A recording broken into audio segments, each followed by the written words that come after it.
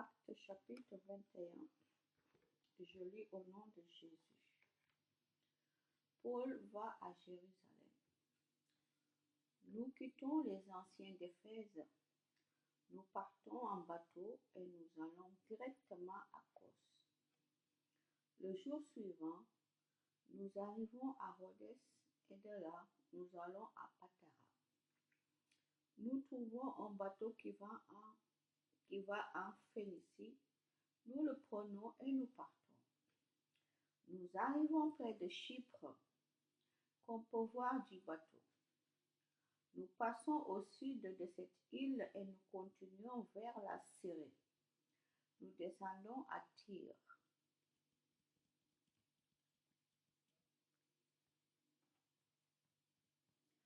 C'est là que le bateau doit décharger ses marchandises. À Tyr, nous trouvons les disciples et nous restons une semaine avec eux.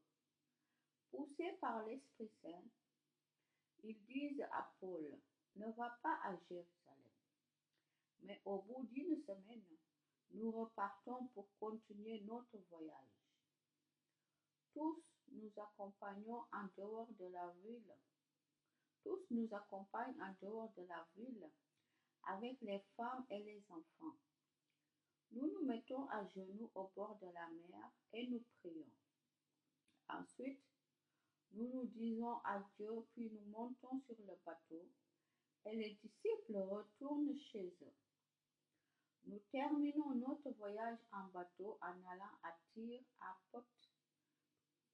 Ptolémaïs.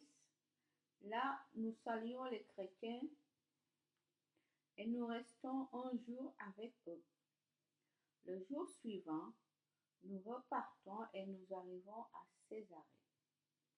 Nous allons dans la maison de Philippe qu'on appelle messager de la bonne nouvelle.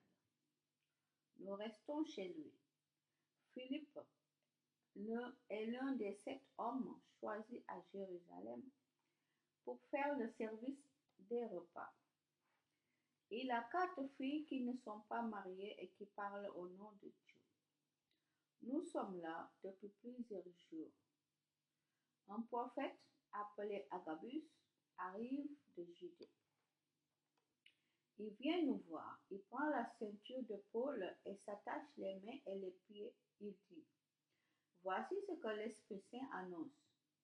À Jérusalem, des chefs juifs vont attacher ainsi le propriétaire de cette ceinture. Ils vont le livrer à ceux qui ne sont pas juifs. Quand nous entendons cela, nous et ceux de Césarée, nous demandons à Paul avec force de ne pas aller à Jérusalem. Mais il répond, qu'est-ce que vous avez à pleurer et à me fendre le cœur? Moi, pour le nom du Seigneur Jésus, je suis prêt à me laisser attacher et à mourir à Jérusalem. Nous ne pouvons pas le persuader, alors nous n'insistons pas. Nous disons que le Seigneur Jésus fasse ce qu'il a décidé. Après quelques jours, nous nous préparons et partons pour Jérusalem. Les disciples de la ville de Césarée nous accompagnent. Ils nous conduisent chez un certain Mnason de l'île de Chypre qui est disciple depuis longtemps.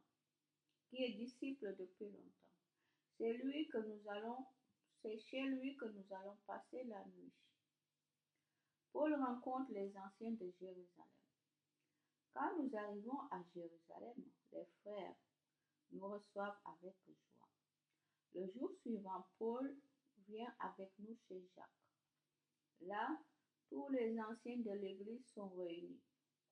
Paul les salue puis il raconte en détail tout ce que Dieu a fait chez les non-juifs en se servant de lui. Quand les anciens entendent cela, ils chantent la gloire de Dieu et ils disent à Paul, frère, tu vois, des milliers de juifs sont devenus chrétiens et tous suivent fidèlement la loi. Voici ce qu'on leur raconte sur toi. Tu apprends à tous les juifs qui vivent au milieu d'autres peuples à abandonner la loi de Moïse. Tu leur dis de ne pas circoncire les enfants et de ne pas suivre les coutumes juives. Qu'est-ce qu'il faut faire? En effet, ils vont sûrement apprendre que tu es ici. Fais donc ce que nous allons te dire. Nous avons ici 4 hommes qui ont fait un feu. Amène-les, fais avec eux la cérémonie de purification et paye leurs dépenses. Alors, ils pourront se faire raser la tête et tout le monde va le savoir. Les choses qu'on raconte sur toi sont fausses, mais on verra que toi aussi, tu obéis à la loi. Nous avons écrit à ceux qui ne sont pas juifs et qui sont devenus croyants. Nous leur avons dit ce que nous avons décidé. Vous ne devez pas manger la viande qu'on a offerte aux faux dieux. Ne mangez pas de viande qui contient encore du sang. Respectez les lois du mariage. Alors, Paul amène ses 4 hommes. Le jour suivant, il commence avec eux la cérémonie de purification. Puis il va dans le temple. Là, il fait savoir le jour où on offrira le sacrifice pour chacun d'eux, quand la purification sera finie. Paul est arrêté dans le temple. Les 7 jours de purification sont presque finis. Des Juifs de la province d'Asie voient Paul dans le temple.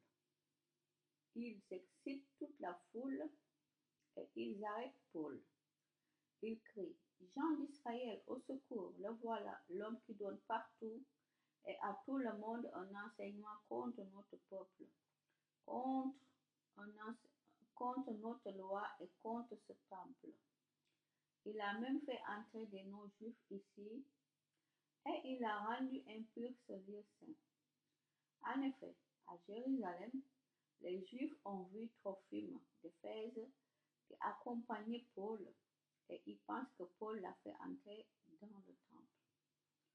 Il y a de l'agitation dans toute la ville et le peuple arrive en foule. Ils arrêtent Paul et l'entraînent en dehors du temple. Tout de suite, après, on ferme ses portes. Les gens cherchent à tuer Paul, mais le commandant des soldats romains apprend que l'agitation s'est répandue dans toute la ville de Jérusalem. Il prend immédiatement avec lui des soldats et des officiers et il court vers la foule. Quand les gens voient le commandant et les soldats, ils cessent de frapper Paul. Alors le commandant s'approche, il fait arrêter Paul et il donne l'ordre de l'attacher avec 2 chaînes. Puis il demande: Qui est cet homme? Qu'est-ce qu'il a fait? Mais dans la foule, les uns crient une chose, les autres en crient une autre. Comme le commandant ne peut rien apprendre de sûr à cause du bruit, il donne l'ordre d'amener Paul dans la caserne. Quand il arrive près de l'escalier, les soldats doivent le porter parce que la foule est très violente. En effet, tout le peuple le suit en criant à mort. Paul s'adresse à ses frères juifs. Au moment où on va faire entrer Paul dans la caserne, il dit au commandant: Est-ce que je peux dire un mot? Le commandant répond: Tu sais le grec? Donc, tu n'es pas égyptien qui, ces temps-ci, a fait un complot et qui a amené au désert 4000 terroristes? Paul dit: Moi, je suis juif, de la ville de Tars, en Cilicie. Je suis citoyen d'une ville célèbre. S'il te plaît, permets-moi de parler au peuple. Le commandant le permet. Paul, debout sur les marches, fait signe de la main au peuple. Il y a un grand silence et Paul leur dit dans la langue des Juifs: